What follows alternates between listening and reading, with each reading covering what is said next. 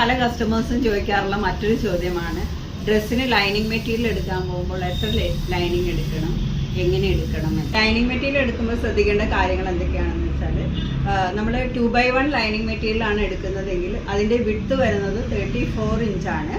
അപ്പോൾ നമുക്ക് വേണ്ട ലെങ്ത് എത്രയാണോ പ്ലസ് അതിൻ്റെ സ്ലീവ് ലെങ്ത് എത്രയാണോ അത്രയാണ് നമുക്ക് വേണ്ട ലൈനിങ് മെറ്റീരിയൽ എടുക്കേണ്ടത്. ഇപ്പോൾ ഉദാഹരണത്തിന് 40 ഇഞ്ച് ലെങ്ത് ഉള്ള ഒരു കുർത്തിയാണെന്നുണ്ടെങ്കിൽ നമ്മൾക്ക് 40+40 ലെങ്ത് വരുമ്പോൾ ഏകദേശം ഒരു 2.10 ഒക്കെ എടുക്കേണ്ടി വരും. അങ്ങനെ 2.10, 2.4, 2.5 അങ്ങനെയാണ് ലെങ്ത് വൈസിൽ എടുക്കേണ്ടത്.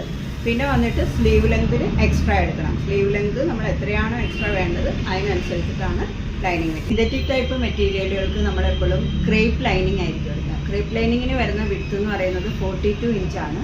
42 ഇഞ്ച് വരുമ്പോൾ നമ്മൾ ഈ പറഞ്ഞ മാതിരി 2x1 അത്ര ലെങ്തിൽ നമ്മൾ തുണി എടുക്കേണ്ട ആവശ്യമില്ല. ഈ അറിവ് നിങ്ങൾക്ക് ഇഷ്ടമായെങ്കിൽ നിങ്ങളുടെ ഫ്രണ്ട്സിന് ഷെയർ ചെയ്ത് കൊടുക്കുക. Thank you.